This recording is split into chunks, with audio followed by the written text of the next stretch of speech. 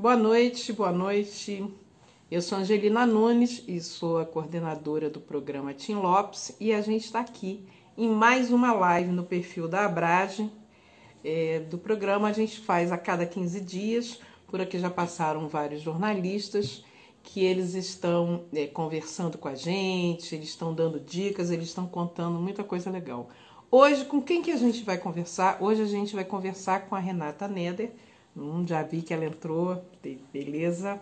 Ela é correspondente aqui no Brasil do Comitê para a Proteção de Jornalistas. Esperando ela entrar um pouquinho. Lembrando que todas as nossas lives, elas ficam aqui arquivadas no IGTV. Então, se você perdeu alguma live, já sabe que vai ter acesso. Renata, tudo bom, querida? Oi, boa noite, Angelina, tudo Boa bem? noite, meu amor. Tá ouvindo direitinho? O som tá ótimo, tá perfeito? Tá perfeito, Maravilha. estou te ouvindo super bem. Que ótimo. Então, eu estava aqui contando que hoje a gente vai falar sobre várias coisas, né? Como ajudar os jornalistas que eles quando eles correm riscos, né? Dar algumas dicas, mostrar um panorama do que está acontecendo no Brasil, tá? Mostrar também, ela tem um ranking muito interessante, que a gente vai falar sobre isso. Enfim, Renata, muito obrigada por você ter aceito o nosso convite, né? Aqui do programa Tim Lopes. E já queria começar o seguinte: explica para a gente o que é exatamente o Comitê para a Proteção de Jornalistas. Maravilha. Primeiro, eu queria agradecer, Angelina, pelo convite de estar aqui hoje. O Comitê de Proteção a Jornalistas, o CPJ, é uma organização não governamental, é uma organização internacional, fica baseada em Nova York, nos Estados Unidos, mas tem pesquisadores e correspondentes em diversos países e atua em defesa da liberdade de imprensa, em defesa de jornalistas que estejam sob ataque ou ameaçados, atua para defender esses jornalistas, para que os jornalistas possam realizar o seu trabalho em segurança. Bom, Uhum. a gente existe desde os anos 80, e basicamente o que a gente faz é documentar casos de ataques a jornalistas, então ameaças, agressões físicas, assédio online, prisão, detenção, homicídio, e também ataques à liberdade de imprensa como um todo. Por exemplo, legislação restritiva da liberdade de imprensa, coisas desse tipo. A gente até tem, e depois eu posso falar um pouco mais sobre isso, né, uma base de dados sobre jornalistas assassinados no mundo desde 1992 até hoje, e também uma base de dados sobre jornalistas presos desde 92 até hoje. A gente faz muito trabalho de comunicação, então a gente publica notas públicas, comunicados de imprensa, alertas sobre casos individuais de jornalistas sob ataque. E também fazemos chamados para as autoridades, para que as autoridades atuem, seja investigando um caso de homicídio, seja não aprovando uma determinada legislação que seja restritiva da liberdade de imprensa, coisas Uhum. desse tipo. E a gente, por último, sistematiza materiais, diretrizes, guias, que possam ser recursos para os jornalistas se orientarem em relação à sua segurança. Então, isso é basicamente o que o CPJ faz. E a gente considera isso, acho que isso é uma coisa bem importante da gente destacar, a dimensão integral da segurança do jornalista, né? Então, a gente tem que considerar três dimensões. A dimensão da segurança física, da integridade física dos jornalistas, a dimensão emocional, da segurança emocional dos jornalistas e agora, mais recentemente, principalmente, da segurança digital. Então, toda medida de proteção deve também pensar essas três esferas da segurança integral dos jornalistas. Quando a gente fala no caso Brasil, como é que você vê? Como é que nós estamos em relação ao resto? Porque a sensação que a gente tem é que, além da questão do né, acirramento desse linchamento, né, virtual que está acontecendo, dessa perseguição aos jornalistas, tem a questão das ameaças físicas, sim, principalmente no que a gente considera que seja o Brasil profundo, quer dizer, o Brasil longe das capitais, seja lá qual capital, não é uma região específica. A gente não está falando só do norte e do nordeste, a gente está falando do Brasil que a gente não alcança. Você tem percebido que tem aumentado o risco para a profissão, o risco para os jornalistas? Um fenômeno que é visível e que é recente, que diversas organizações, inclusive, têm documentado, é esse ataque verbal, de autoridades públicas, em particular das autoridades do governo federal, né? Acho que tanto a FENAGE quanto a Repórteres Sem Fronteiras, diversas organizações têm sistematizado esse tipo de dado, e é claro que são ataques, às vezes, direcionados a jornalistas específicos, mas muitas vezes são ataques para descredibilizar a imprensa como um todo, né? Ataques mais genéricos à imprensa como um todo. E isso é grave, porque é claro que um ambiente como esse pode sim levar, insuflar um aumento no número de ataques a jornalistas. Então, isso é obviamente preocupante e é uma tendência recente. É claro que também o maior uso das redes sociais também favorece um tipo de ataque específico, que são os ataques online, as trollagens, o assédio online, que ganha diversas formas. Mas no Brasil a gente vê todo tipo de ataque, né? A gente vê ameaça online, ameaça offline, a gente vê emboscadas e ataques diretos, homicídios, processo, assédio processual. Então existe um leque de ataques a jornalistas que acontecem no Brasil.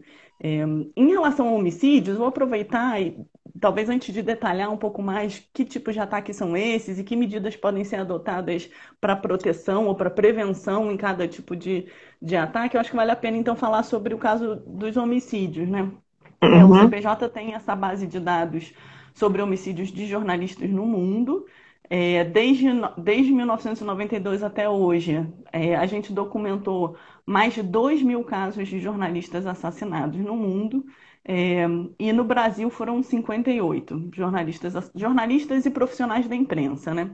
É uhum. importante dizer, no caso de assassinato, e você trabalhando no programa Tim Lopes certamente sabe disso, que o primeiro desafio é, inclusive, identificar se aquele assassinato foi em decorrência do trabalho daquele jornalista como jornalista, né? É, é E bom a gente deixar claro que é o seguinte, eu e a Renata, né, a gente trabalha a gente se comunica o tempo todo, né? Porque enquanto eu estou coordenando o programa Tim Lopes, ela está no CPJ e a gente fica trocando muita informação, né? O que está se eu estou em campo, como é que está aí, né? Que tipo de medida vocês vão tomar, o que vocês estão apurando. Então, é bacana isso para todo mundo entender que as organizações, as entidades, elas se conversam, né? Uma apoia a outra, uma dá um suporte para o outro, troca informação o tempo todo. E essa questão de homicídio é muito séria no país, muito séria, principalmente para radialistas no interior. Isso ali, tá no fio da navalha, né? Você percebe isso também? com certeza, esse é um padrão que a gente identifica no Brasil. A maior parte do número, né, de casos de ataques físicos, de atentados, tentativas de homicídio e homicídio, acabam acontecendo em cidades pequenas, e afetam, de forma muito particular os radialistas. E num país onde o rádio é uma ferramenta de acesso à informação absolutamente fundamental em grande parte do país, isso é muito grave. Que esses ataques aconteçam, isso é muito grave. Tem um outro elemento que é importante destacar, que é a impunidade, né? Quer dizer, o ataque a um jornalista, ele é também um ataque à liberdade de imprensa como um todo, ele é uma tentativa de silenciamento daquele jornalista, mas mais ainda é uma tentativa de silenciamento de outros jornalistas, né? É uma tentativa de gerar uma espiral de medo e silêncio para Exato. que não se continue fazendo esse trabalho. Então, a não investigação dos casos de homicídio de jornalistas, a impunidade, é muito grave, porque não é só uma segunda forma de violência contra as famílias do jornalista assassinado, mas ela alimenta esse ciclo de violência contra jornalistas. Quer dizer, quem teria a disposição de atacar ou matar um jornalista, se essa pessoa tem a certeza da impunidade, aí é que ela vai fazer isso mesmo. Então é muito Exato. grave que os casos não sejam investigados e permaneçam na impunidade, porque isso estimula as pessoas a cometerem esse tipo de crime contra jornalistas. E o Brasil Peraí, só um minuto. Pegando Fala. carona nisso que você está falando da questão da impunidade, a Maria Esperidião fala o seguinte, perguntando para você não acha que, de certa forma, a gente, quer dizer, a imprensa, né, tem uma apuração muito sofrível em relação às vítimas? É exatamente isso que você acabou de falar, né? Nem todos os ataques, nem todos as ameaças, elas chegam, né, ao público, elas são veiculadas. Você percebe que deveria ter um cuidado maior, talvez, por parte de toda a imprensa, já que eles estão atacando a todos nós, né? Um ataque, como você falou, um ataque a um jornalista, um homicídio, ele não só quer calar aquela voz, ele está querendo dar um recado para todo mundo, né? Exatamente. Olha, eu acho que essencialmente faltaria mais articulação, né? Às vezes a gente vê um portal, um site, um veículo muito pequeno, numa cidade pequena, no Nordeste ou no Norte, noticiando um caso de homicídio ou um caso de ataque, e isso não é noticiado digamos assim, por um veículo de maior alcance, e Não tem uma depois, muitas vezes, visibilidade maior.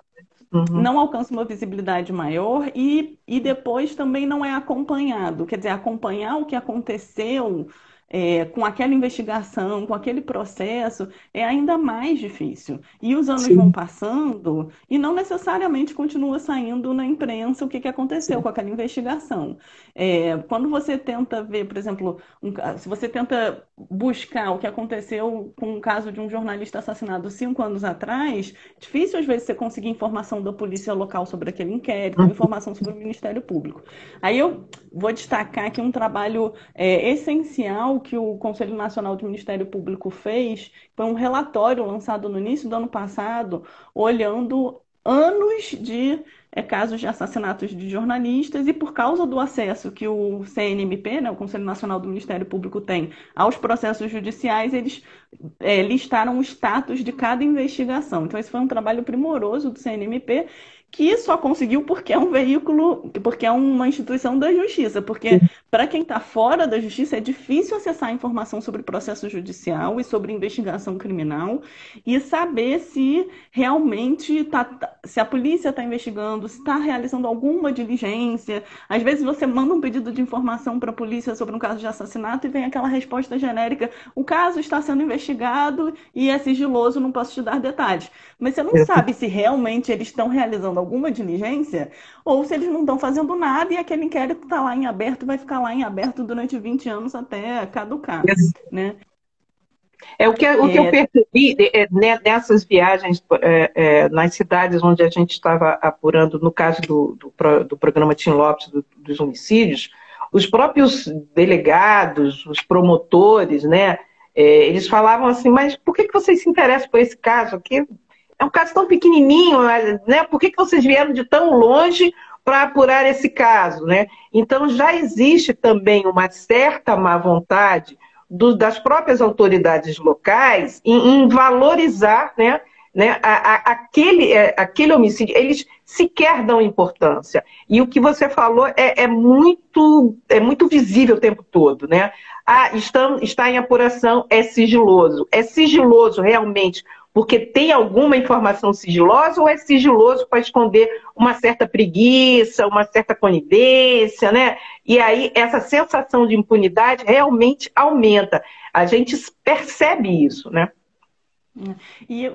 Eu acho importante dizer também que muitas vezes, não sempre, mas muitas vezes um homicídio ele foi precedido de uma ameaça ou foi precedido de um ataque. E aí eu acho que, volto à questão que a Maria Esperidião, eu acho, colocou, sobre a importância de dar visibilidade ou a importância de se estar articulado numa Uhum. rede mais ampla. Quer dizer, se você é um jornalista de uma cidade pequena, de um estado que não é aqui, não está aqui no eixo Rio, São Paulo, Brasília, que são, né, os locais de talvez maior visibilidade, assim, a importância de você estar inserido numa rede com outros jornalistas, com o sindicato, com organizações locais se tiver de liberdade de imprensa, ou de liberdade de expressão, ou de direitos humanos como um todo, para que se monitore esses ataques e essas ameaças que eventualmente precedem um homicídio. Isso eu sinto falta realmente da gente ver, porque ataques e ameaças, ataques menores, assim, ou ameaças, às vezes passam batido, às vezes o próprio jornalista, enfim, por não estar inserido numa rede, ou por trabalhar, às vezes, num tema em que as ameaças são recorrentes, aquilo não vai sendo documentado. E aí acontece um homicídio e a gente não tem esse histórico de quantas ameaças aconteceram, quem talvez estivesse por trás dessas ameaças, e, inclusive, medidas protetivas que eventualmente poderiam ter sido adotadas quando houve uma ameaça, talvez não tenham sido colocadas na prática para evitar aquele homicídio. Inclusive no sentido de responsabilizar as autoridades, né? Em última instância, a segurança pública como um todo, mas assim, a segurança do jornalista também é uma responsabilidade do Estado. Então, se a gente não denuncia e não responsabiliza o Estado no sentido de garantir a segurança daquele jornalista para que ele continue exercendo o seu trabalho de forma segura, depois acontece um homicídio e também o Estado lava as mãos e fala: nossa, mas eu não sabia de nada, eu não sabia que tinha uma ameaça, eu não sabia que tinha tido um ataque, eu não sabia que ele estava em risco, né? Quando você fala em medidas protetivas, como é que vocês analisam, né, para ser uma medida específica naquele caso? Como é que vocês fazem essa análise?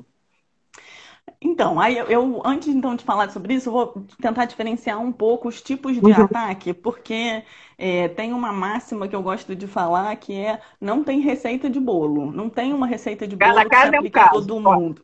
Cada caso é um caso e precisa ser analisado individualmente.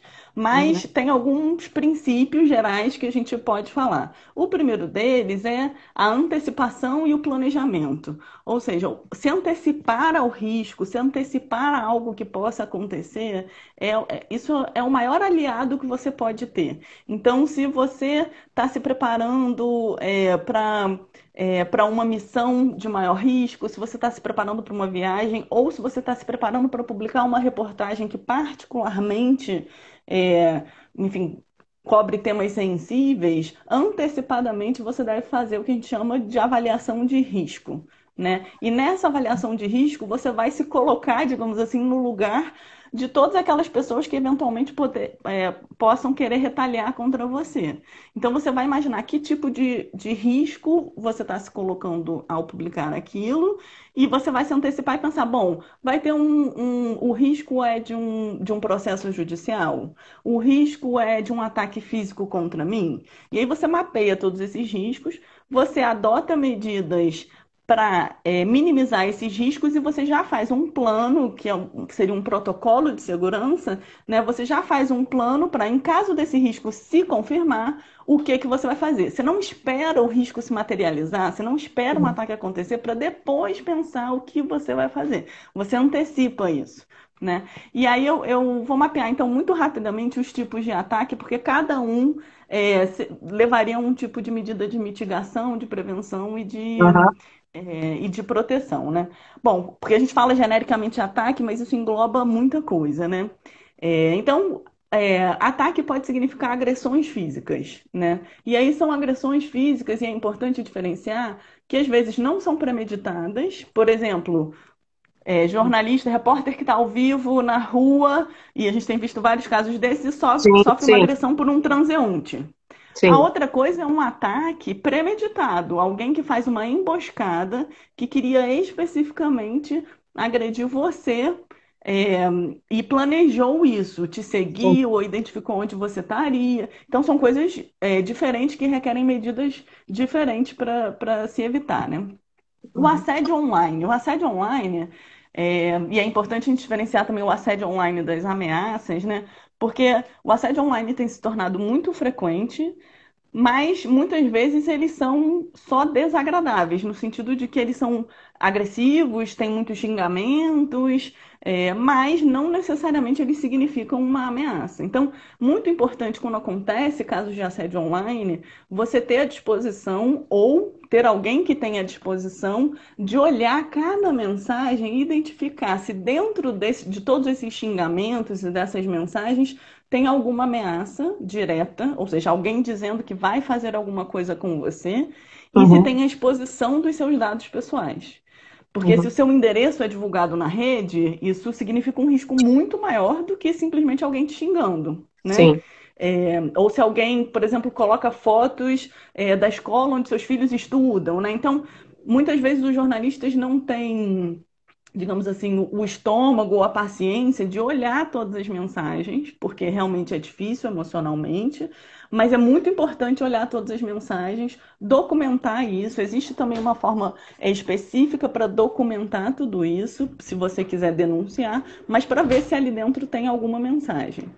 As ameaças, elas vêm de diversas formas, né? Elas podem vir nas redes sociais, podem vir por e-mail, por mensagem do WhatsApp, se o seu número vaza, se alguém divulga o seu número, mas elas podem vir por outros meios, né? Através de um recado que alguém dá, ligam para a redação onde você trabalha e mandam um recado para um outro jornalista, um bilhetinho. Então, tudo isso é importante de ser analisado. E tem o assédio processual, né? Processo também é uma forma de silenciamento. E pode ser processo tanto na área civil quanto na área criminal. E importante lembrar, inclusive, que no Brasil os crimes contra a honra ainda são crimes, né? Calúnia, injúria, difamação, e existem muitas pessoas que ainda processam criminalmente jornalistas por causa disso. Então, a partir do momento que você faz todo esse mapa de risco, você adota medidas preventivas. Então, se você Pera, vai publicar. Renata, só um minutinho antes de você falar das medidas Tá. protetivas, é porque está entrando aqui no Instagram algumas pessoas que estão. Gente, míope é um negócio horroroso, tá? Blaneder, não sei, desculpe, não consigo enxergar direito.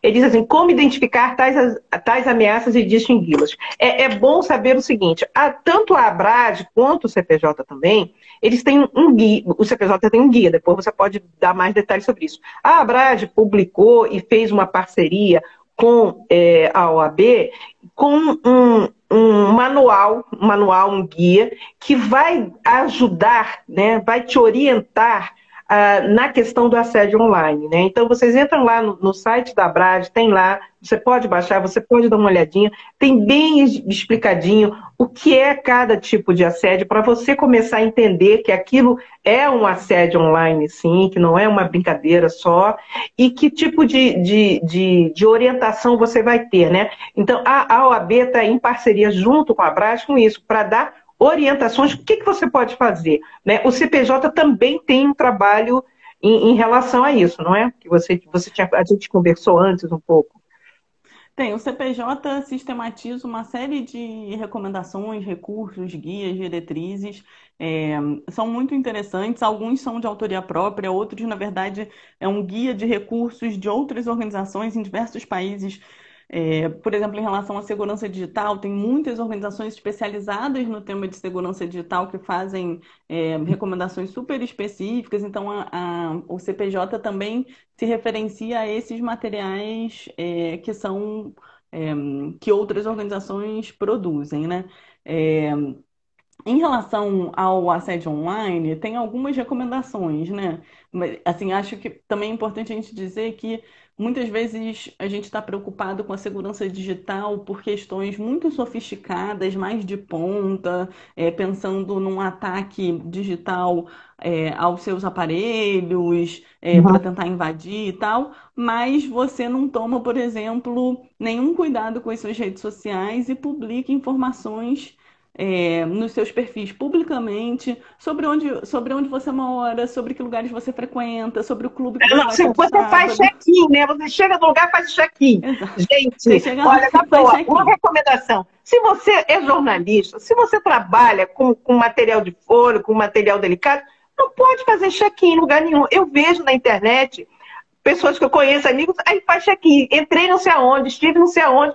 Aquilo vai me dando uma agonia. Eu falo assim, gente, é o tipo da atitude que você fica ali tranquilo e não, isso vai ser contra você.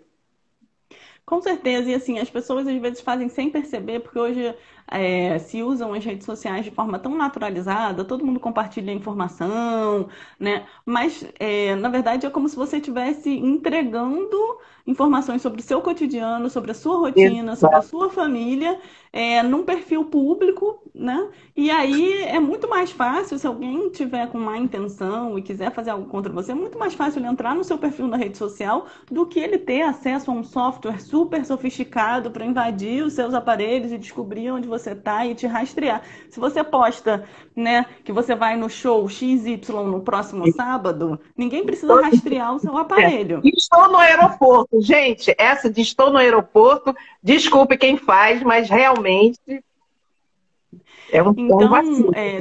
tem um cuidado com a presença digital como um todo, que é super simples de fazer em tese, que é você não publicar informações que identifiquem nada do seu cotidiano ou do cotidiano da sua família. Foto dos filhos com o uniforme da escola.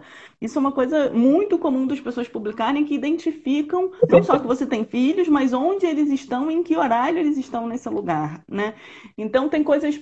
Isso é muito central para a segurança digital das pessoas e é algo super simples, né? Que é você gerir como você está presente online. Tem uma outra coisa que eu acho interessante de dizer que para você, que a gente recomenda realmente em relação a casos de assédio online, que é você não bater boca com os trolls, né? Então, assim, se começou o assédio, não faz sentido você bater boca com eles. Primeiro que isso vai gerar um desgaste emocional enorme para você, e isso Uhum. é importante, né? Se proteger emocionalmente.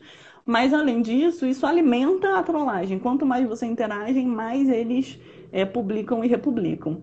E a forma correta de documentar e realmente fazer essa varredura. É difícil mesmo, porque às vezes são milhares ou dezenas de milhares de mensagens, mas você precisa olhar, tem ferramentas de busca que você pode usar, mas você precisa olhar para ver se eles publicaram seu endereço, se eles publicaram seu telefone, ou se eles publicaram alguma informação que poderia ser usada para te atacar diretamente e não só para gerar esse assédio online. Então, essas são as principais E recomendações em você relação a documentar isso. tudo isso, né? Tudo isso tem que ser documentado, print de tela, né? Tudo isso tem que ser documentado. O print de tela é importante, mas não basta o print de tela. Você tem que entrar e pegar o endereço específico daquela postagem e o endereço específico daquele perfil que publicou aquilo para você. Então, são dois endereços, né? Na barra de endereço, além de você dar o print, você vai na barra de endereço e copia aquele endereço ali daquela mensagem e copia o endereço também do perfil da pessoa. Isso, para isso ficar. Se você só tiver o print, depois essa conta é apagada, fica quase Sim. impossível de rastrear isso posteriormente, né? O que a gente. Eu acho que pode ser se resume no seguinte: nós somos jornalistas, a gente não apura a matéria? Então, se transforme na matéria e apure com rigor. É você apurar a sua vida com rigor. Quem é que te ameaçou? Vai atrás do endereço, pega tudo, documenta o máximo que você puder, né? Leia todos esses manuais, dá uma olhadinha nos guias, vê aonde você pode buscar ajuda. É você transformar esse assédio no seu objeto de estudo, é uma matéria. Então, vamos apurar com rigor. E você falou logo no início da nossa conversa sobre essa questão da segurança emocional. A gente está vendo aqui muitas pessoas falando sobre essa questão de esse assédio todo desestabiliza, né? Principalmente esse online, desestabiliza, e você pode emocionalmente ficar abalado, paralisado e não conseguir. Então, é importante, como ela falou lá no início, a rede. É importante você estar em rede. É você conversar com amigos, se pergunta para alguém que tem alguma rede, procura as instituições, não fique sozinho. Essa rede de apoio ela é fundamental não só para a segurança emocional, como você destacou agora, mas para a segurança como um todo, né? É muito importante que você tenha colegas ou organizações que possam reagir rapidamente caso aconteça com você. Então, se você não constrói essa rede, se você não está inserido nessa rede, se acontece alguma coisa com você, fica muito mais difícil você mobilizar as pessoas para te apoiarem e para reagirem. Se você já tem essa rede de apoio, se acontece alguma coisa, rapidamente ela se mobiliza. Se você, é claro, de novo, né? Cada caso é um caso, mas assim, se você é uma pessoa que cobre um tema específico desses temas que a gente sabe que no Brasil são temas de risco, como, por exemplo, segurança pública e crime organizado, ou como, Sim. por exemplo, a questão de grilagem de terra, conflito por terra e recursos naturais. São temas, aliás, que não só no Brasil, mas na América Latina como um todo, tendem a gerar reação contra jornalistas. Então, se você é um jornalista que cobre com frequência isso, você precisa já estar inserido numa rede de apoio. Se você vai fazer uma reportagem especial sobre isso, prepare algumas pessoas dessa sua rede de apoio sobre essa reportagem que você vai fazer. E aí, envolvendo viagem, eu queria falar especificamente sobre isso, porque eu acho que é importante, assim, tudo que Uhum. envolve uma viagem sua, ou não precisa nem ser uma viagem, pode ser um deslocamento para uma área que você considera de risco, tem toda uma checagem e preparação que são essenciais, né? Então, você precisa saber para onde você está indo, conhecer o lugar, saber se lá pega ou não pega a sua rede telefônica, considerar levar outro equipamento que não é o seu, né? Então você vai levar para o meio da floresta quando você está fazendo uma investigação sobre grilagem de terras, o seu celular que tem lá todas as suas fotos de família, seu Facebook aberto. Não, leva outro equipamento, vê se lá, inclusive, né, tem cobertura, né, do seu telefone, faz um plano de comunicação com alguém que esteja numa base de apoio. Uhum. Então você precisa, por exemplo, determinar, olha, eu vou estar em tal lugar tal dia, lá eu não vou estar comunicável, mas até o dia tal, na hora X, eu tenho que entrar em contato com você e já deixa essa pessoa com um plano de ação caso você não se comunique com ela na hora planejada, porque aí essa pessoa sabe a quem procurar, né? Se é alguém da sua família, se é um colega de um sindicato local, se é um outro parceiro, uma outra organização. Assim, estar sozinho é uma das. Estar sozinho, não no sentido individualmente sozinho, né? Mas não estar conectado com ninguém e não ter É, ninguém de referência que saiba onde você é um está ou que perigo. possa reagir, É um perigo. caso aconteça alguma coisa com você, é o que pode te colocar muito em risco. Porque o que a gente está dizendo aqui não é para você, a sua matéria exclusiva, você varejar no botequim, não é isso, entendeu? A sua matéria exclusiva, você vai trabalhar a sua matéria exclusiva, mas você precisa de um protocolo de segurança, saber como você vai chegar e saber como você vai sair. Em alguns lugares que eu estou viajando por conta do programa, por exemplo, não pega a rede. Você chega, não tem TIM, não tem Oi, não tem Vivo que dê conta, não pega absolutamente nada. É uma sombra, não existe nada. Então, às vezes, você passa quilômetros dirigindo e não existe rede, não existe sinal de absolutamente nada. Então, por isso que é importante, como ela disse, essa questão dessa rede. Alguém precisa saber para onde você está indo e alguém precisa saber que na hora X você vai dar um retorno, né? Você vai dizer assim, olha, tá tudo bem, aqui não tem rede, mas, sabe, eu consegui um lugar X, passei uma informação e voltei para o abrigo. São protocolos de segurança que a gente precisa adotar sim, né? Porque o Brasil, a Renata vai explicar com bastante detalhe, a gente vive, principalmente agora, uma situação muito delicada. Com a proximidade das eleições, digamos assim, essa beligerância vai aumentar, né? Já está muito complicado, né? Principalmente longe das grandes capitais. E na conversa que eu tive anterior com a Renata, ela falou sobre isso, sobre essa preocupação, né, que o CPJ também tem, e nós também, da Abrage, nós temos, sobre essa questão da proximidade das eleições. Porque se agora já tem esse acirramento, imagina quando vai ficar. Então, eu acho que a gente tem que começar a tomar mais cuidados, fazer esses protocolos. Todas essas dicas que a Renata deu são fundamentais, tá? Para você trabalhar menor e trabalhar com segurança, né? Porque senão A, a proximidade das eleições, em particular das eleições municipais, ela é um fator de preocupação. As eleições municipais no Brasil, elas tendem a ser muito violentas. As eleições municipais de 2016 foram muito violentas, só que no estado do Rio de Janeiro foram mais de 13 candidatos e políticos assassinados naquele ano. principalmente ali na região da Baixada Fluminense. Aliás, inúmeras reportagens foram feitas sobre isso. Sim. Esse ano, já foram, entre janeiro e maio, foram 35 políticos assassinados no Brasil. Mas, de novo, segue um padrão de que são em cidades pequenas, os casos não têm muita visibilidade, não ganham muita Isso. repercussão.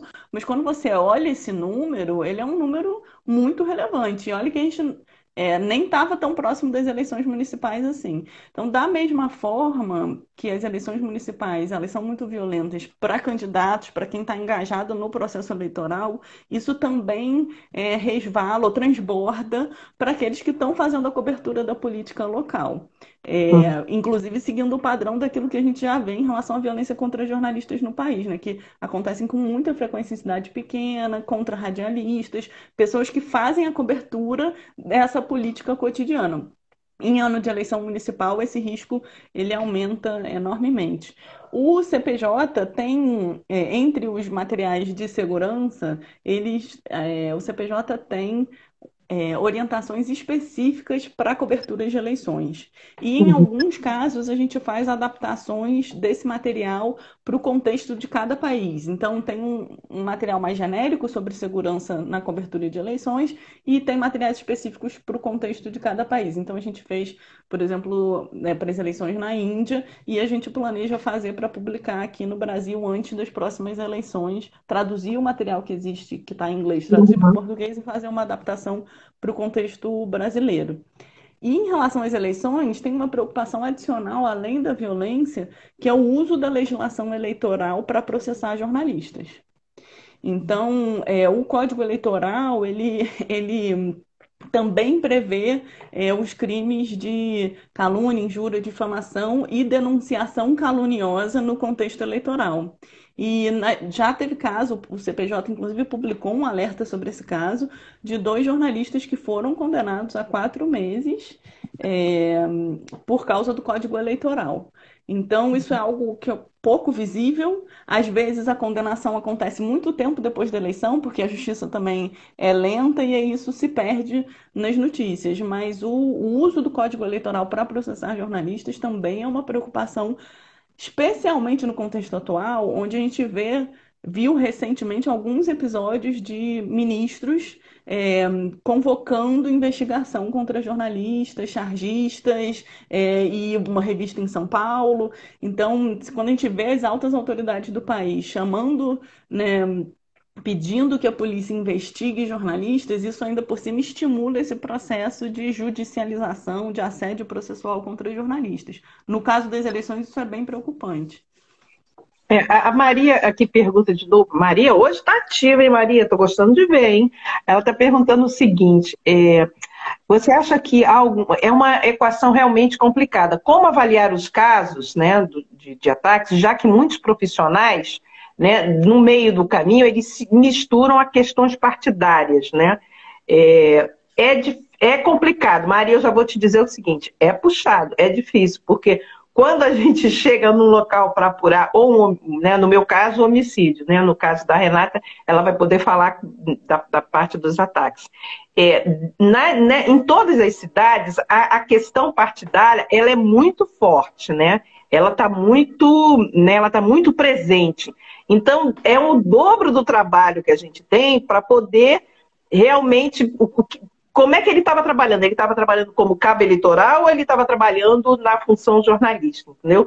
Então, a gente está um pouquinho, lembrando que todas as nossas lives, elas ficam aqui arquivadas no IGTV. Então, se você perdeu alguma live, já sabe que vai ter acesso. Renata, tudo bom, querida? Oi, boa noite, Angelina, tudo bem? Boa noite, meu amor. Tá ouvindo direitinho? O som tá ótimo, tá perfeito? Tá perfeito, estou te ouvindo super bem. Que ótimo. Então, eu estava aqui contando que hoje a gente vai falar sobre várias coisas, né? Como ajudar os jornalistas que eles, quando eles correm riscos, né? Dar algumas dicas, mostrar um panorama do que está acontecendo no Brasil, tá? Mostrar também, ela tem um ranking muito interessante, que a gente vai falar sobre isso. Enfim, Renata, muito obrigada por você ter aceito o nosso convite, né, aqui do programa Tim Lopes. E já queria começar o seguinte: explica para a gente o que é exatamente o Comitê para a Proteção dos Jornalistas. Maravilha. Primeiro, eu queria agradecer a Angelina pelo convite de estar aqui hoje. Bom, o Comitê de Proteção a Jornalistas, o CPJ, é uma organização não governamental, é uma organização internacional, fica baseada em Nova York, nos Estados Unidos, mas tem pesquisadores e correspondentes em diversos países e atua em defesa da liberdade de imprensa, em defesa de jornalistas que estejam sob ataque ou ameaçados, atua para defender esses jornalistas, para que os jornalistas possam realizar o seu trabalho em segurança. Bom, a gente existe desde os anos 80 e basicamente o que a gente faz é documentar casos de ataques a jornalistas, então ameaças, agressões físicas, assédio online, prisão, detenção, homicídio, e também ataques à liberdade de imprensa como um todo. Por exemplo, legislação restritiva da liberdade de imprensa, coisas desse tipo. A gente até tem, e depois eu posso falar um pouco mais sobre isso, né, uma base de dados sobre jornalistas assassinados no mundo desde 1992 até hoje, e também uma base de dados sobre jornalistas presos desde 92 até hoje. A gente faz muito trabalho de comunicação, então a gente publica notas públicas, comunicados de imprensa, alertas sobre casos individuais de jornalistas sob ataque.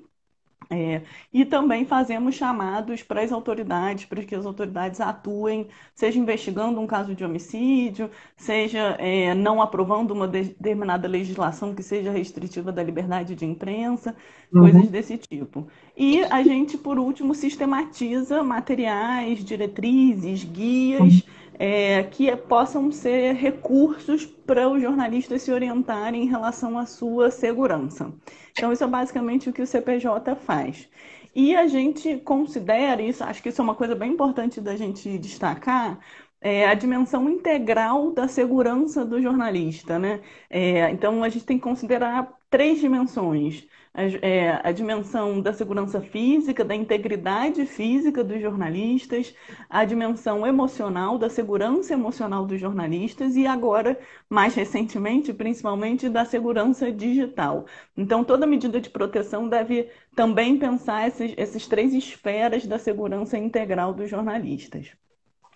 Quando a gente fala no caso Brasil, como é que você vê? Como é que nós estamos em relação ao resto? Porque a sensação que a gente tem é que, além da questão do né, acirramento desse linchamento, né, virtual que está acontecendo, dessa perseguição aos jornalistas, tem a questão das ameaças físicas, sim, principalmente no que a gente considera que seja o Brasil profundo, quer dizer, o Brasil longe das capitais, seja lá qual capital, não é uma região específica. A gente não está falando só do norte e do nordeste, a gente está falando do Brasil que a gente não alcança. Você tem percebido que tem aumentado o risco para a profissão, o risco para os jornalistas?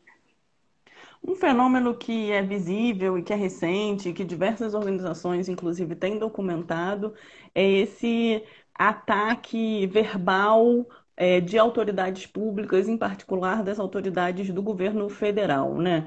Acho que tanto a FENAGE quanto a Repórteres Sem Fronteiras, diversas organizações têm sistematizado esse tipo de dado, e é claro que são ataques, às vezes, direcionados a jornalistas específicos, mas muitas vezes são ataques para descredibilizar a imprensa como um todo, né? Ataques mais genéricos à imprensa como um todo. E isso é grave, porque é claro que um ambiente como esse pode sim insuflar um aumento no número de ataques a jornalistas. Então, isso é obviamente preocupante e é uma tendência recente.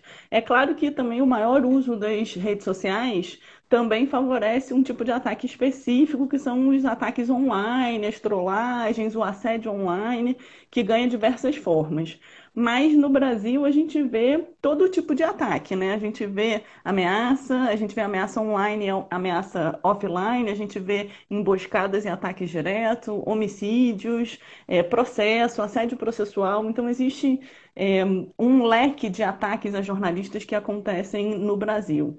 Em relação a homicídios, vou aproveitar e talvez antes de detalhar um pouco mais que tipos de ataques são esses e que medidas podem ser adotadas para proteção ou para prevenção em cada tipo de ataque, eu acho que vale a pena então falar sobre o caso dos homicídios, né? O CPJ tem essa base de dados sobre homicídios de jornalistas no mundo. Desde 1992 até hoje, a gente documentou mais de 2.000 casos de jornalistas assassinados no mundo. E no Brasil foram 58 jornalistas e profissionais da imprensa, né? É importante dizer, no caso de assassinato, e você trabalhando no programa Tim Lopes certamente sabe disso, que o primeiro desafio é, inclusive, identificar se aquele assassinato foi em decorrência do trabalho daquele jornalista como jornalista, né? É bom a gente deixar claro que é o seguinte, eu e a Renata, né, a gente trabalha muito, a gente se comunica o tempo todo, né? Porque enquanto eu estou coordenando o programa Tim Lopes, ela está no CPJ e a gente fica trocando muita informação, né? O que está se eu estou em campo, como é que está aí, né? Que tipo de medida vocês vão tomar, o que vocês estão apurando. Então, é bacana isso para todo mundo entender que as organizações, as entidades, elas se conversam, né? Uma apoia a outra, uma dá um suporte para o outro, troca informação o tempo todo. E essa questão de homicídio é muito séria no país, muito séria, principalmente para radialistas no interior. Isso ali tá no fio da navalha, né? Você percebe isso também? Com certeza, esse é um padrão que a gente identifica no Brasil. A maior parte do número, né, de casos de ataques físicos, de atentados, tentativas de homicídio, acabam acontecendo em cidades pequenas e afetam de forma muito particular os radialistas. E num país onde o rádio é uma ferramenta de acesso à informação absolutamente fundamental em grande parte do país, isso é muito grave. Que esses ataques aconteçam, isso é muito grave. Tem um outro elemento que é importante destacar, que é a impunidade, né? Quer dizer, o ataque a um jornalista, ele é também um ataque à liberdade de imprensa como um todo, ele é uma tentativa de silenciamento daquele jornalista, mas mais ainda é uma tentativa de silenciamento de outros jornalistas, né? Uma tentativa de gerar uma espiral de medo e silêncio para que não se continue fazendo esse trabalho. Então, a não investigação dos casos de homicídio de jornalistas, a impunidade, é muito grave porque não é só uma segunda forma de violência contra as famílias do jornalista assassinado, mas ela alimenta esse ciclo de violência contra os jornalistas. Quer dizer, quem teria a disposição de atacar ou matar um jornalista, se essa pessoa tem a certeza da impunidade, aí é que ela vai fazer isso mesmo. Então é muito grave que os casos não sejam investigados e permaneçam na impunidade, porque isso estimula as pessoas a cometerem esse tipo de crime contra jornalistas. E o Brasil Peraí, só um minuto. Pegando carona nisso que você está falando da questão da impunidade, a Maria Espiridião fala o seguinte, perguntou para você não acha que, de certa forma, a gente, a imprensa, né, tem uma apuração muito sofrível em relação às vítimas? É exatamente isso que você acabou de falar, né? Nem todos os ataques, nem todos as ameaças, elas chegam, né, ao público, elas são veiculadas. Você percebe que deveria ter um cuidado maior, talvez, por parte de toda a imprensa, já que eles estão atacando a todos nós, né? Um ataque, como você falou, um ataque a um jornalista, um homicídio, ele não só quer calar aquela voz, ele está querendo dar um recado para todo mundo, né? Exatamente. Olha, eu acho que essencialmente faltaria mais articulação, né? Às vezes a gente vê um portal, um site, um veículo muito pequeno, numa cidade pequena, no Nordeste ou no Norte, noticiando um caso de homicídio ou um caso de ataque, e isso não é noticiado mais. Digamos assim, por um veículo de maior alcance, e depois, muitas vezes, não alcança uma visibilidade maior e e depois também não é acompanhado. Quer dizer, acompanhar o que aconteceu com aquela investigação, com aquele processo, é ainda mais difícil. E os anos vão Sim, passando e não necessariamente continua saindo na imprensa o que aconteceu sim. com aquela investigação. Quando você tenta ver, por exemplo, se você tenta buscar o que aconteceu com o caso de um jornalista assassinado 5 anos atrás, difícil às vezes você conseguir informação da polícia local sobre aquele inquérito, ou informação sobre o Ministério Público.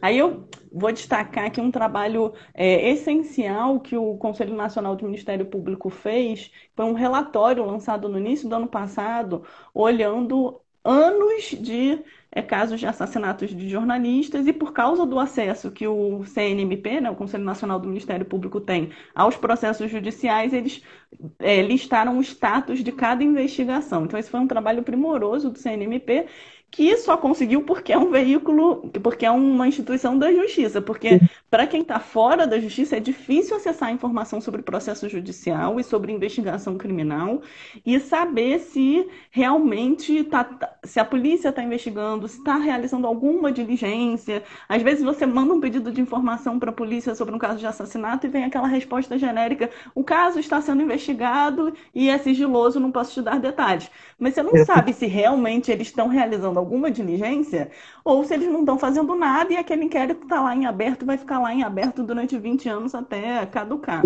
né? O que eu percebi né, nessas viagens nas cidades onde a gente estava apurando, no caso do programa Tim Lopes, dos homicídios, os próprios delegados, os promotores, né, eles falavam assim: mas por que vocês se interessam por esse caso aqui?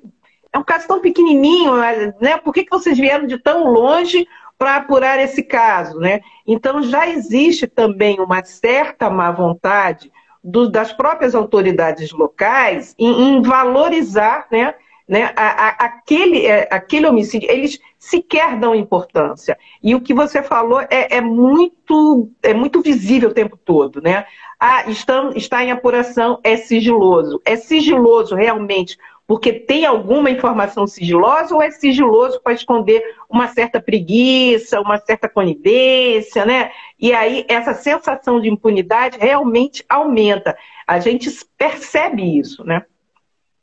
E eu acho importante dizer também que muitas vezes, não sempre, mas muitas vezes um homicídio ele foi precedido de uma ameaça ou foi precedido de um ataque. E aí eu acho que, volto à questão que a Maria Esperidião, eu acho, colocou, sobre a importância de dar visibilidade ou a importância de se estar articulado numa rede mais ampla. Quer dizer, se você é um jornalista de uma cidade pequena, de um estado que não está aqui no eixo Rio, São Paulo, Brasília, que são, né, os locais de talvez maior visibilidade, assim, a importância de você estar inserido numa rede com outros jornalistas, com o sindicato, com organizações locais, se tiver de liberdade de imprensa, ou de liberdade de expressão, ou de direitos humanos como um todo, para que se monitore esses ataques e essas ameaças que eventualmente precedem um homicídio. Isso eu sinto falta realmente da gente ver, porque ataques e ameaças, ataques menores, assim, ou ameaças, às vezes passam batido, às vezes o próprio jornalista, enfim, por não estar inserido numa rede, ou por trabalhar, às vezes, num tema em que as ameaças são recorrentes, aquilo não vai sendo documentado. E aí acontece um homicídio e a gente não tem esse histórico de quantas ameaças aconteceram, quem talvez estivesse por trás dessas ameaças, e, inclusive, medidas protetivas que eventualmente poderiam ter sido adotadas quando houve uma ameaça, talvez não tenham sido colocadas na prática para evitar aquele homicídio. Inclusive no sentido de responsabilizar as autoridades, né? Em última instância, a segurança pública como um todo, mas assim, a segurança do jornalista também é uma responsabilidade do Estado. Então, se a gente não denuncia e não responsabiliza o Estado no sentido de garantir a segurança daquele jornalista para que ele continue exercendo o seu trabalho de forma segura, depois acontece um homicídio e também o Estado lava as mãos e fala: nossa, mas eu não sabia de nada, eu não sabia que tinha uma ameaça, eu não sabia que tinha tido um ataque, eu não sabia que ele estava em risco, né? Quando você fala em medidas protetivas, como é que vocês analisam, né, para ser uma medida específica naquele caso? Como é que vocês fazem essa análise? Então, aí antes então de falar sobre isso, eu vou tentar diferenciar um pouco os tipos de Uhum. ataque, porque tem uma máxima que eu gosto de falar que é não tem receita de bolo, não tem uma receita de Cada bolo que se caso é um aplique a caso. todo Ó, mundo. Cada caso é um caso e precisa ser analisado individualmente.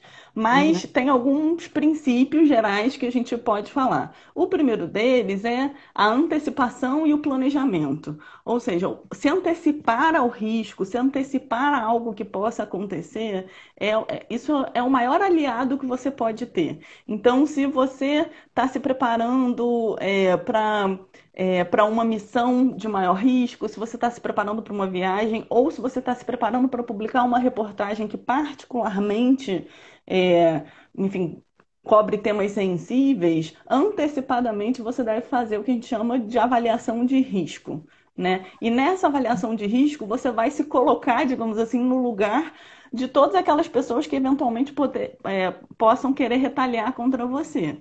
Então, você vai imaginar que tipo de risco você está se colocando ao publicar aquilo, e você vai se antecipar e pensar, bom, vai ter o risco é de um processo judicial, o risco é de um ataque físico contra mim, e aí você mapeia todos esses riscos, você adota medidas para minimizar esses riscos e você já faz um plano, que seria um protocolo de segurança, né? Você já faz um plano para, em caso desse risco se confirmar, o que que você vai fazer. Você não espera o risco se materializar, você não espera um ataque acontecer para depois pensar o que você vai fazer. Você antecipa isso. Né? E aí eu vou mapear, então, muito rapidamente os tipos de ataque, porque cada um levaria um tipo de medida de mitigação, de prevenção Aham. e de proteção, né? Bom, porque a gente fala genericamente ataque, mas isso engloba muita coisa, né? Então, ataque pode significar agressões físicas, né? E aí são agressões físicas, e é importante diferenciar que às vezes não são premeditadas. Por exemplo, jornalista, repórter que está ao vivo na rua, e a gente tem visto vários casos desses, e Sim, sofre uma sim, agressão por um transeunte.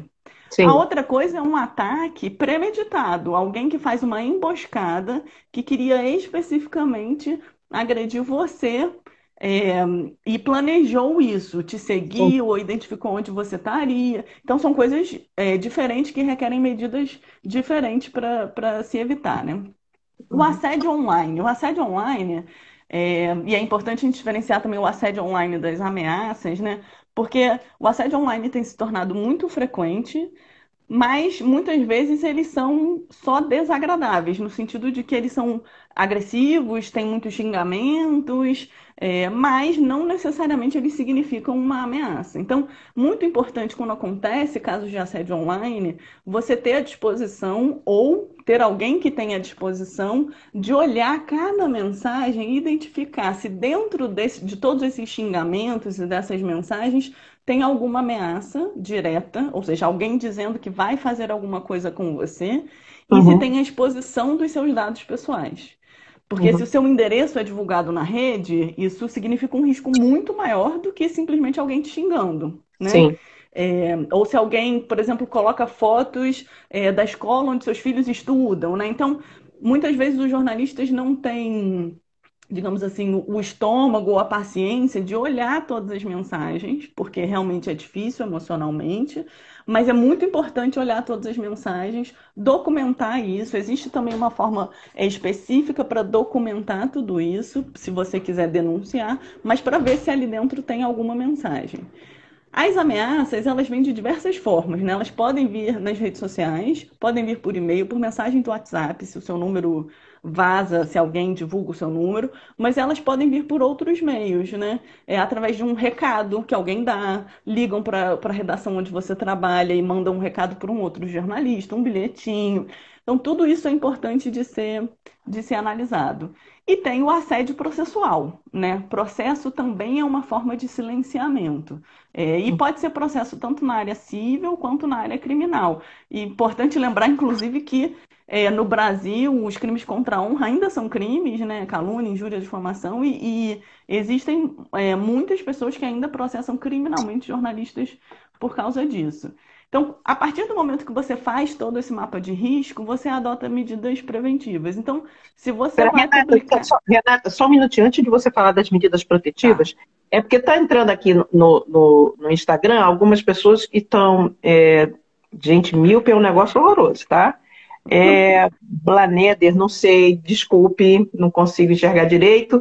Ele diz assim: como identificar tais ameaças e distingui-las? É bom saber o seguinte: tanto a Abrad quanto o CPJ também, eles têm um guia. O CPJ tem um guia, depois você pode dar mais detalhes sobre isso. A Abrad publicou e fez uma parceria com a OAB com um manual, um guia, que vai ajudar, né, vai te orientar na questão do assédio online. Né? Então, vocês entram lá no site da Abrad, tem lá, você pode baixar, você pode dar uma olhadinha, tem bem explicadinho o que é cada tipo de assédio, para você começar a entender que aquilo é um assédio online, sim, que não é uma brincadeira só, e que tipo de orientação você vai ter, né? Então, a OAB está em parceria junto com a Abrad com isso, para dar orientações, o que você pode fazer, né? O CPJ também tem um trabalho em relação a isso, não é? Que a gente conversou antes um pouco.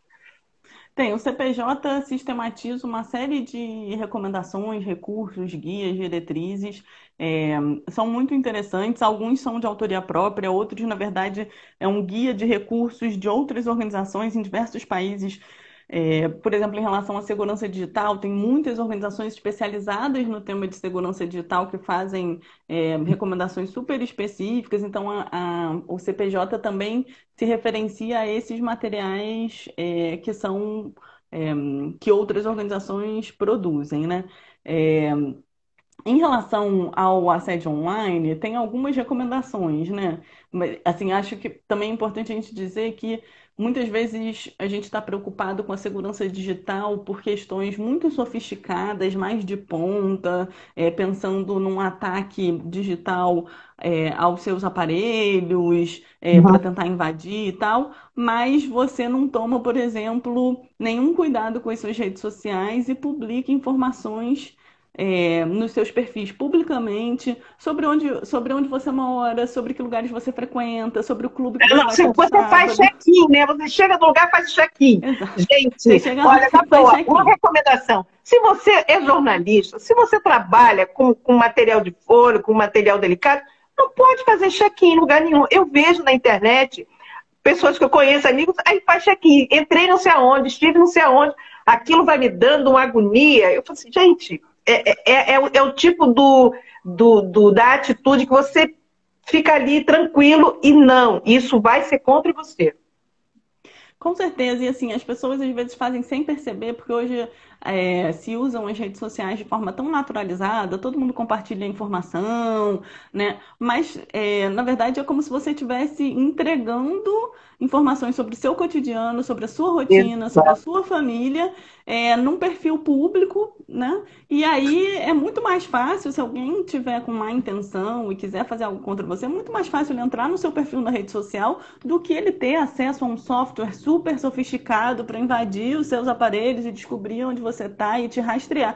Se você posta, né, que você vai no show XY no próximo sábado, ninguém precisa rastrear o seu aparelho. Estou no aeroporto, gente. Essa de estou no aeroporto, desculpe quem faz, mas realmente é um Então, vacilo.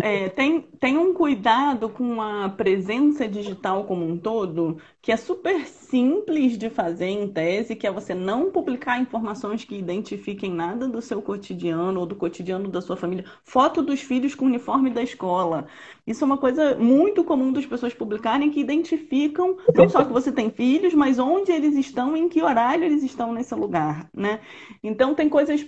Isso é muito central para a segurança digital das pessoas e é algo super simples, né? Que é você gerir como você está presente online. Tem uma outra coisa que eu acho interessante de dizer, que para você, que a gente recomenda realmente em relação a casos de assédio online, que é você não bater boca com os trolls, né? Então, assim, se começou o assédio, não faz sentido você bater boca com eles. Primeiro que isso vai gerar um desgaste emocional enorme para você, e isso Uhum. é importante, né? Se proteger emocionalmente. Mas, além disso, isso alimenta a trollagem. Quanto mais você interage, mais eles publicam e republicam. E a forma correta de documentar e realmente fazer essa varredura. É difícil mesmo, porque às vezes são milhares ou dezenas de milhares de mensagens, mas você precisa olhar, tem ferramentas de busca que você pode usar, mas você precisa olhar para ver se eles publicaram seu endereço, se eles publicaram seu telefone, ou se eles publicaram alguma informação que poderia ser usada para te atacar diretamente e não só para gerar esse assédio online. Então, essas são as principais E recomendações em você relação a documentar isso. tudo isso, né? Tudo isso tem que ser documentado, print de tela, né? Tudo isso tem que ser documentado. O print de tela é importante, mas não basta o print de tela. Você tem que entrar e pegar o endereço específico daquela postagem e o endereço específico daquele perfil que publicou aquilo para você. Então, são dois endereços, né? Na barra de endereço, além de você dar o print, você vai na barra de endereço e copia aquele endereço ali daquela mensagem e copia o endereço também do perfil da pessoa. Isso, para isso ficar. Se você só tiver o print, depois essa conta é apagada, fica quase Sim. impossível de rastrear isso posteriormente, né? O que a gente.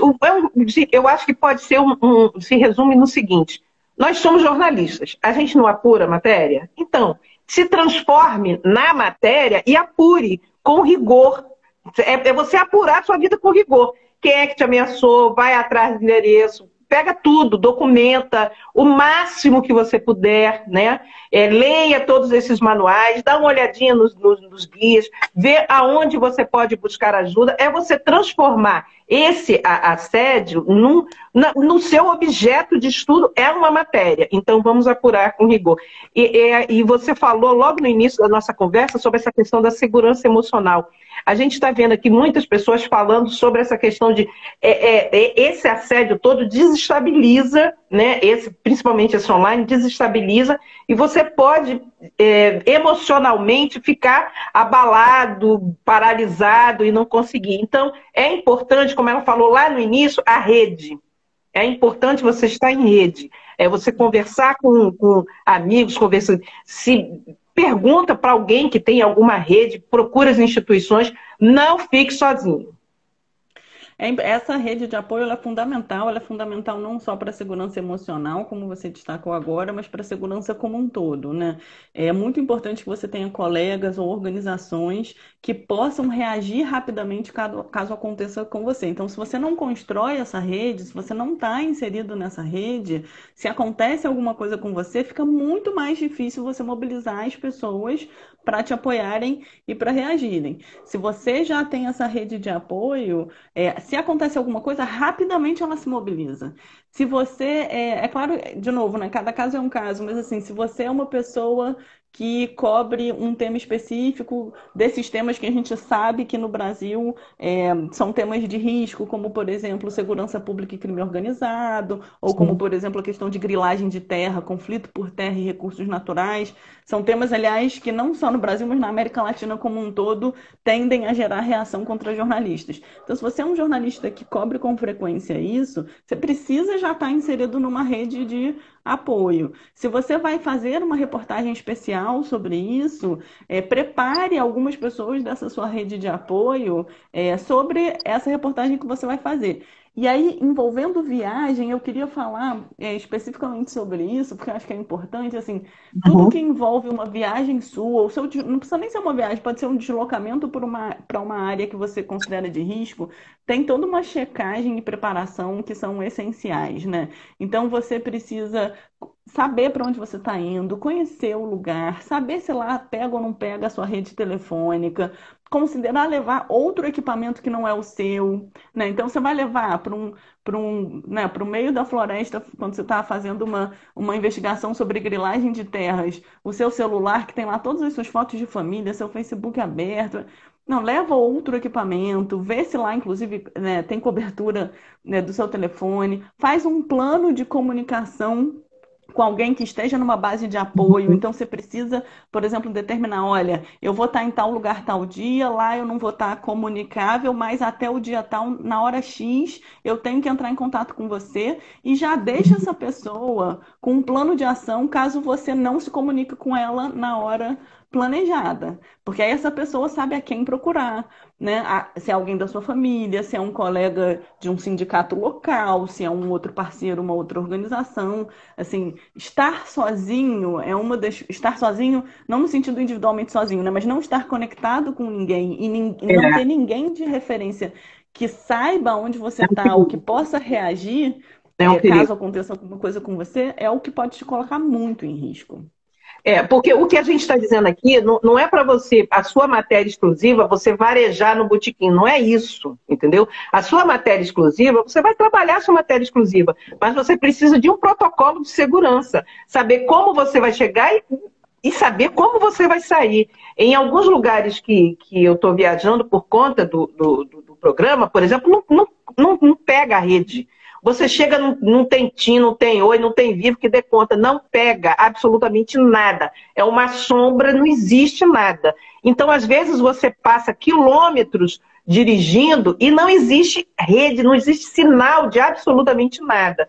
Então, por isso que é importante, como ela disse, essa questão dessa rede. Alguém precisa saber para onde você está indo e alguém precisa saber que na hora X você vai dar um retorno, né? Você vai dizer assim, olha, tá tudo bem, aqui não tem rede, mas, sabe, eu consegui um lugar X, passei uma informação e voltei para o abrigo. São protocolos de segurança que a gente precisa adotar, sim.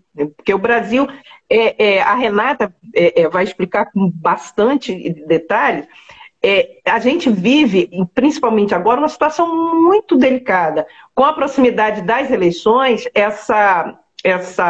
digamos assim, essa beligerância vai aumentar, né? Já está muito complicado, né? Principalmente longe das grandes capitais. E na conversa que eu tive anterior com a Renata, ela falou sobre isso, sobre essa preocupação, né, que o CPJ também tem, e nós também, da Abrage, nós temos, sobre essa questão da proximidade das eleições. Porque se agora já tem esse acirramento, imagina quando vai ficar. Então, eu acho que a gente tem que começar a tomar mais cuidados, fazer esses protocolos. Todas essas dicas que a Renata deu são fundamentais, tá? Para você trabalhar menor e trabalhar com segurança, né? Porque senão... A proximidade das eleições, em particular das eleições municipais, ela é um fator de preocupação. As eleições municipais no Brasil, elas tendem a ser muito violentas.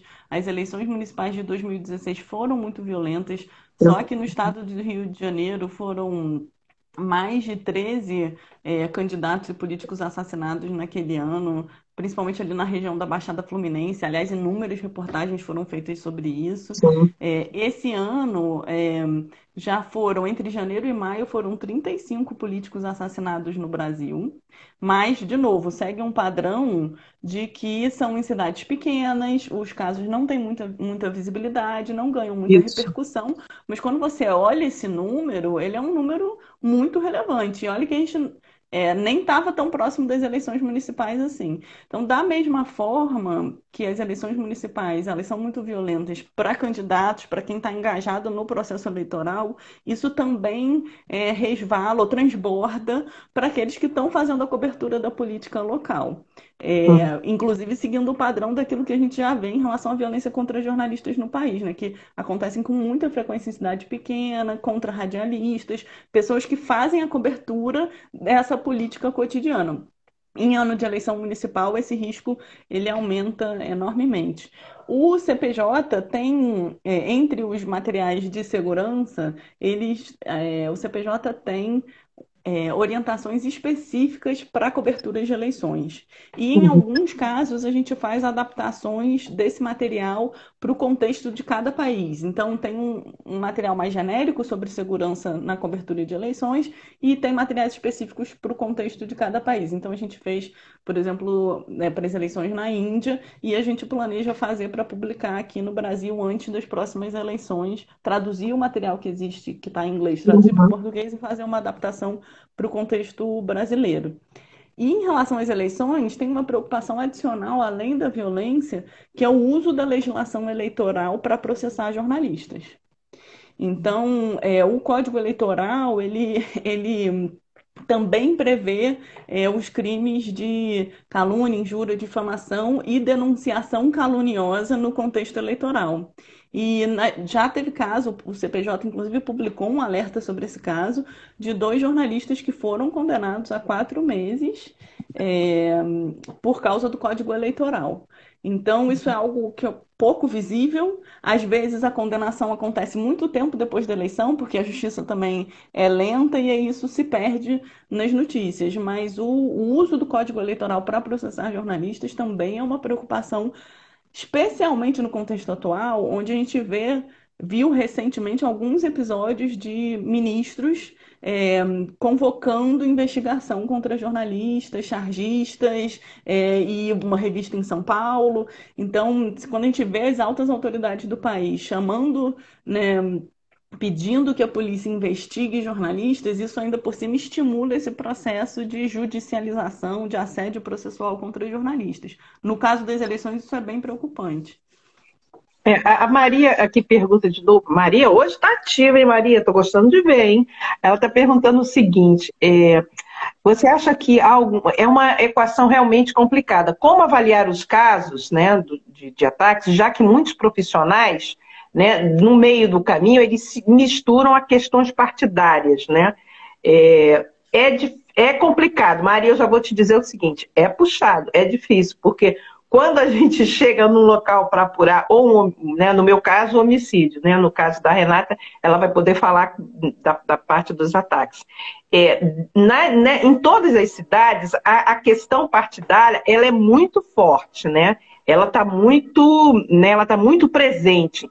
Então, é o dobro do trabalho que a gente tem para poder realmente... Como é que ele estava trabalhando? Ele estava trabalhando como cabo eleitoral ou ele estava trabalhando na função jornalística, entendeu? Então, a gente está sempre ali no fio da navalha e dá um trabalho... Olha, é um trabalho... Vou te contar, né? Não é fácil não. A Renata sabe, não é fácil não. Renata, como é que vocês conseguem? Vocês conseguem avaliar isso? Como é que vocês trabalham em relação a isso? Porque você sabe que no interior, muitos comunicadores, às vezes, eles acumulam algumas funções também, né? E eles estão ligados muito forte a partidos. Como é que vocês avaliam isso? Olha, primeiro, de novo, é super importante avaliar caso a caso. Então, vai ter que apurar caso a caso, dá trabalho mesmo, mas em alguns momentos a gente precisa olhar mais a fundo aquela questão, então, e depois a gente precisa também olhar de fora e ver o grande quadro. E lembrar que, primeiro, a filiação partidária ela é um direito, né? As pessoas têm o direito de terem filiações partidárias. Isso não impede que elas sejam jornalistas, pesquisadores, enfim, professores, né? Hoje fica parecendo que filiação partidária é algo feio, mas assim, é um direito político você ser filiado a um partido e isso não é incompatível, ou não deveria ser incompatível com o exercício da sua profissão, né? Então, esse é o primeiro ponto. O segundo ponto é que é claro que às vezes as coisas se misturam e que uma determinada...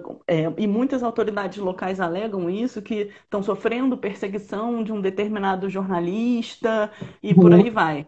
Ora, mas eu acho que aí a questão mais ampla que a gente precisa olhar é: aquele jornalista, ele apurou os fatos? Mesmo que ele esteja publicando com frequência sobre uma autoridade ou sobre um aspecto específico, ele apurou devidamente os fatos? Ele deu o direito de resposta? Ele ouviu a outra parte envolvida? Se a boa prática jornalística estava toda presente ali, não tem por que dizer que isso era uma questão parcial, né? Assim, a boa prática... A outra coisa é claro que alguém que se sente lesado por uma reportagem pode buscar reparação na justiça, na via civil, né? Pode buscar direito de resposta, ou pode buscar indenização. A justiça está aí para dar essa oportunidade. Agora, o que não faz sentido é a gente imaginar que alguém pode ser assassinado por causa disso, né? E aí vai ter que ser investigado, quer dizer, vai ter que ser investigado Uhum, uhum. se aquela prática jornalística desse jornalista, mesmo que seja vista eventualmente como parcial por alguém, se foi essa prática jornalística que levou alguém a assassinar aquela pessoa. E aí são as autoridades que vão dizer, né? Não dá para a gente também não cobrar as autoridades que Sim, investiguem sim, esse sim. caso e que não tenha justiça, porque afinal de contas se inseria, talvez se inserisse dentro de uma disputa local, né? Então tem que ter investigação, tem que ter responsabilização, porque, de novo, senão isso passa uma mensagem mais ampla de que Exatamente. se você for um jornalista que apura a política local, que cobre temas relacionados à transparência ou à corrupção, Isso. ou enfim, que você pode ser silenciado a qualquer momento, né? É muito delicado, é uma situação muito delicada, porque quando a gente chega nesses locais, as próprias autoridades que estão responsáveis pela investigação já começam a dizer: não, na verdade, eles usam dois artifícios. Não, ele estava envolvido politicamente, ele era cabo eleitoral. E o segundo não, isso é coisa de amante, porque ele estava com uma outra mulher, com não sei o quê. Então, tenta sempre jogar para a questão passional ou para a questão partidária, né? Então, dá trabalho realmente para apurar, porque a gente tem que ir filtrando e não pode ficar impune, né? Eu acho que essa tentativa de algumas autoridades é para poder ficar impune mesmo aquilo, e isso é muito ruim para a gente, é um recado muito ruim, né? Como você mesmo falou, é um recado assim, ó, não apura, não fica investigando a questão da administração pública, esse desvio de verba, esse superfaturamento, porque isso já vai gerar um problema lá na frente, isso é muito perigoso. Então, há um risco, é o risco de nos calar, e a gente não pode se calar, né? É muito difícil, é delicado, sim.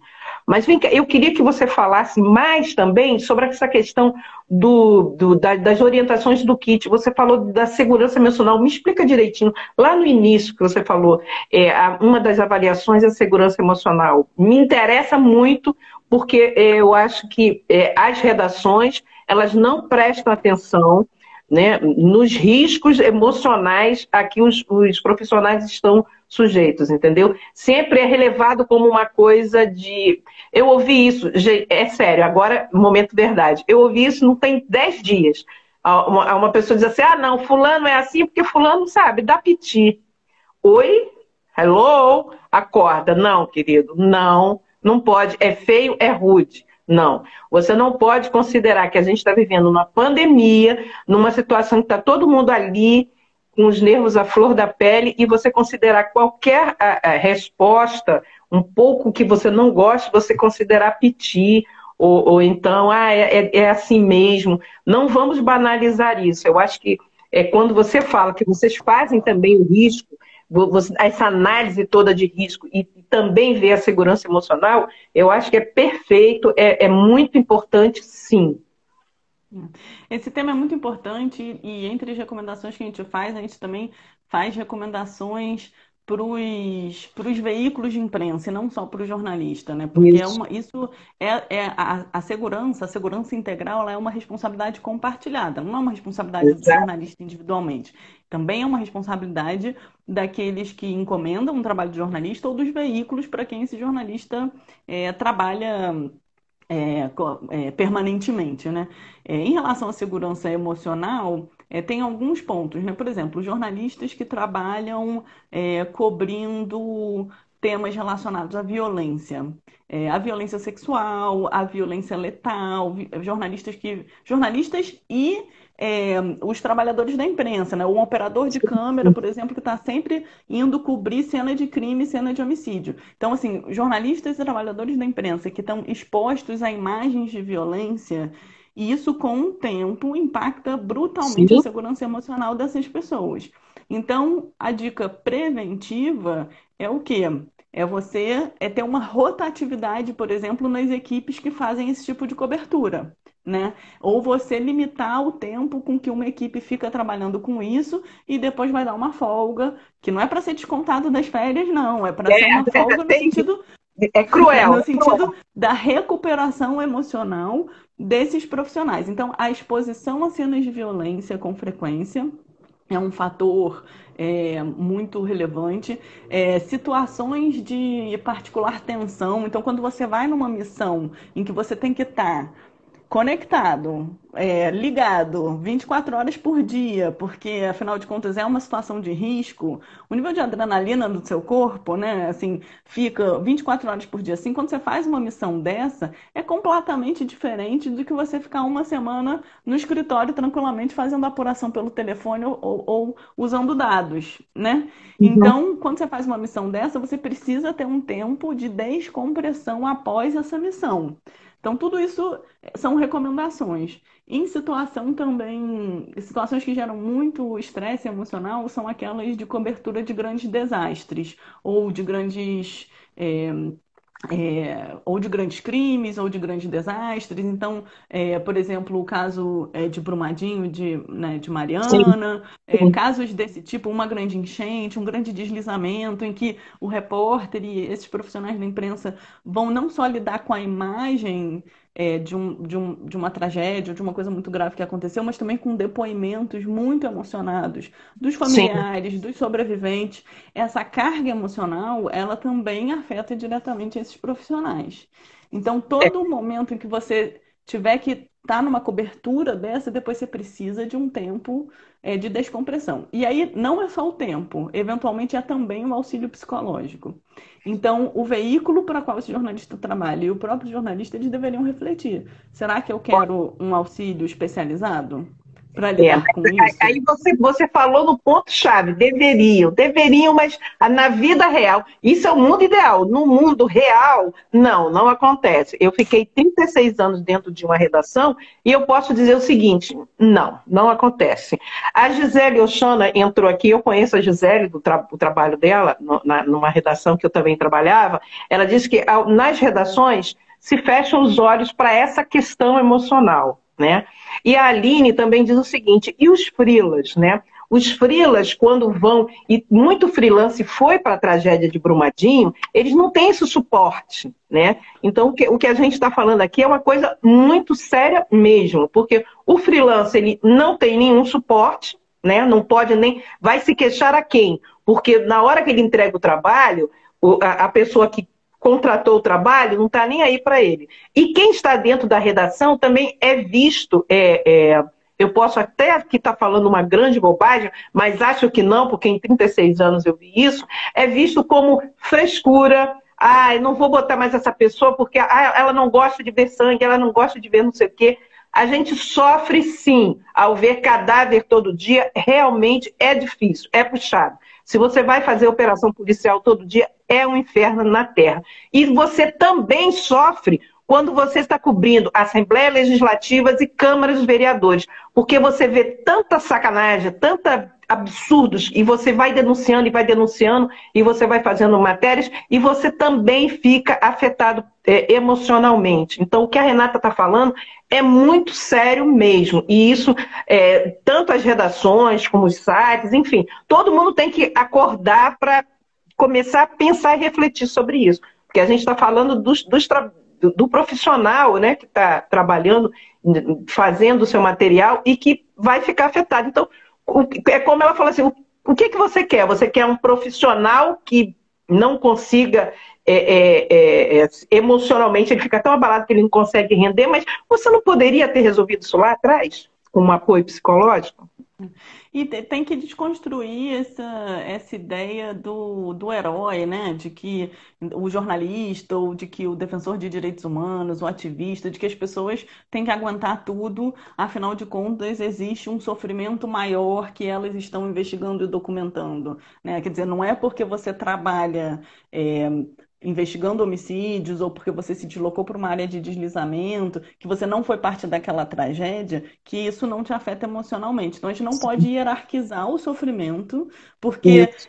se a gente começa a hierarquizar o sofrimento, a gente invisibiliza e silencia, na verdade, aquele profissional que está, sim, sendo impactado emocionalmente e que, se não houver uma proteção à sua segurança emocional, né, uma garantia de segurança emocional, esse profissional vai sofrer depois um burnout, ele vai se exaurir, né? Então, isso é como lidar com os profissionais de forma descartável, né? Eu vou exaurir ele, depois tem outro para substituir. A dificuldade, como várias pessoas falaram aqui, inclusive a Aline, muito querida, que está aí assistindo, é que num contexto de precarização, né, em que cada vez mais profissionais da Sim. imprensa estão atuando de forma individual, como que você busca, então, esse apoio, essa rede de proteção, se você está sozinho, né? Se você não tem um grande veículo, um veículo te apoiando, com quem você possa discutir, ter uma política institucional de segurança integral, né? Se você tem que ir sozinho e dependendo do que você conseguir, você consegue escrever ou fotografar, você consegue uma remuneração a posteriori, como que Uhum. você pensa sobre isso? Aí eu acho que o que seria interessante, de novo, né, é a articulação entre as diversas organizações. Então, existem organizações que já estão pensando sobre isso, existem redes de psicólogos, por exemplo, que dão apoio voluntário a famílias de vítimas de violência do Estado. Então, se poderia pensar numa rede de psicólogos que pudesse apoiar jornalistas que estão numa situação precarizada. Enfim, dá para Uhum. pensar alternativas, mas hoje, de fato, é um processo solitário para quem não está inserido em nenhuma rede, né? É muito delicado. E aí, posso só adicionar uma coisa, Angelina? Assim, Deve. acho que é super importante a gente falar que, assim, grupos específicos estão sujeitos a violências específicas.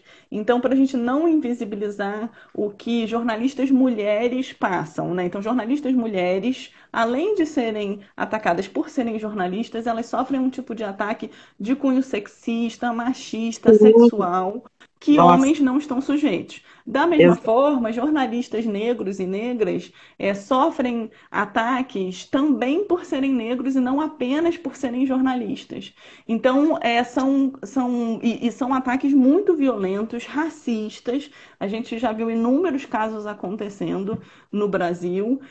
Então, são camadas de violências que se sobrepõem, né? É importante também a gente não invisibilizar e achar que os jornalistas sofrem essa violência homogeneamente, né? Porque também Uhum. é importante, então, pensar a proteção das jornalistas mulheres, de jornalistas negros e negras, de jornalistas LGBT que sofrem agressões homofóbicas, né? Uhum. Porque são violências que vão se acumulando e que afetam os grupos de formas diferentes. Exato, eu acho que é hora já passou da hora da gente parar e refletir sobre o nosso trabalho, porque a rotatividade, aquela adrenalina que você vive dentro da redação, você não tem tempo para parar para respirar, porque você está ali cobrindo tijolinho, tijolinho, e uma investigação emenda na outra, é hora de parar, porque dentro das redações não existe esse hábito saudável que deveria existir, de parar e para refletir sobre o próprio trabalho e os riscos que você corre. E é como a Renata falou, não é banalizar, não é passar pano, né? E dizer assim, não, isso é porque ela é mulher. Né? Isso que eu ouvi há 10 dias, eu fiquei chocada, que eu acho que as pessoas, sabe, infelizmente não tá difícil evoluir, mas a gente está brigando e a gente vai continuar brigando, tá? Renata, olha só, essa conversa já tá, só faltam 5 minutos de live e a gente ainda está num tricô que ainda tem muita coisa para falar. Eu queria, daqui a pouco não tem como, a gente vai ter que encerrar, eu queria te agradecer demais você ter cedido para a gente esse tempo, para a gente conversar sobre esse assunto que é tão importante. E eu queria que nessa sua fala final, pode falar uns 5 minutos, meu amor, a vida é sua. Agora, dá também dicas aonde as pessoas podem procurar, qual é o endereço, qual é o site, qual é a rede, o que ela pode fazer, já dando a dica. Gente, olha, vai lá, segue o perfil da Brad, procura brad.org.br, que também a gente coloca lá os guias, os manuais, a gente dá dicas, e segue o CPJ também. Renata, agora é contigo, para você amarrar. Bom, Angelina, queria agradecer imensamente a oportunidade de estar aqui. Esse é um tema super relevante, assim, porque uma imprensa livre, uma imprensa potente, uma imprensa atuante é um eixo fundamental de qualquer sociedade democrática.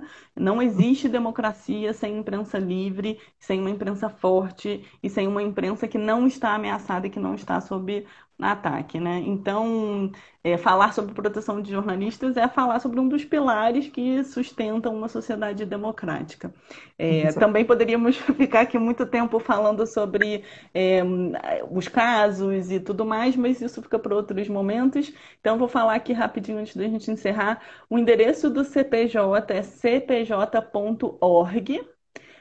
A maior parte das coisas está em inglês, mas tudo que é sobre o Brasil também está em português. E vários dos kits de segurança, dos guias de segurança, já estão traduzidos para o português. Então, lá em cima do site, você pode escolher o idioma e clicando em português, você vai ver tudo que tem sobre o Brasil. No site também você pode visualizar as duas bases de dados que eu falei sobre jornalistas assassinados no mundo e sobre jornalistas presos no mundo. Essas bases de dados são um material de pesquisa super interessante, porque você pode ver não só os gráficos ao longo dos anos, mas você pode aplicar filtros e olhar só numa região, só num país, só num período, e você clica nos perfis individuais e você vê caso a caso, e o CPJ acompanha depois tudo que aconteceu com aquele caso, né? E vou dizer que o que está vindo por aí, agora em setembro a gente vai publicar novamente, como a gente publica todos os anos, o Índice de Impunidade, que é esse balanço que a gente faz sobre a impunidade nos casos de assassinatos de jornalistas no mundo. No ranking do ano passado, o Brasil ficou em 9º lugar. Vamos ver o que acontece esse ano. Então, em setembro isso vem aí. E a gente está para traduzir o kit de segurança em eleições. Lá no site do CPJ tem um material, tem um link que é só sobre recursos. Então você clica lá e tem os recursos, os guias, os kits, as orientações do CPJ e também os links para as outras organizações que também fazem esse trabalho. E juro, para finalizar mesmo, dizer que o mais importante é o trabalho em rede. Então, queria parabenizar enormemente o trabalho da Abrage. Vocês fazem um trabalho espetacular. Você, né, e sua equipe no programa Tim Lopes fazem um trabalho absolutamente brilhante na apuração de casos de homicídios de jornalistas. Tem outras organizações atuando aqui no Brasil, tem os sindicatos, tem organizações de direitos humanos, de liberdade de expressão, e essa rede é muito importante, né? Se a gente consegue atingir justiça em algum caso de homicídio, se a gente consegue barrar alguma legislação restritiva da liberdade de imprensa, é porque essa rede está articulada. O que a gente tem que fazer é aprimorar e se fortalecer e se articular cada vez mais. E o CPJ está aí, eu estou aqui, para a gente continuar essa parceria.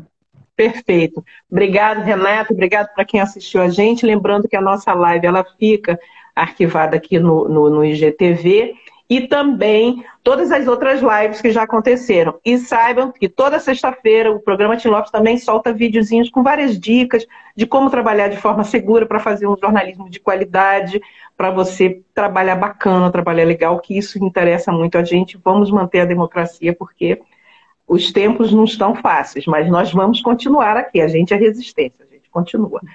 Beijo, obrigado, Renata. Boa noite para todo mundo. Obrigado, até logo, tchau. Um beijo, boa noite.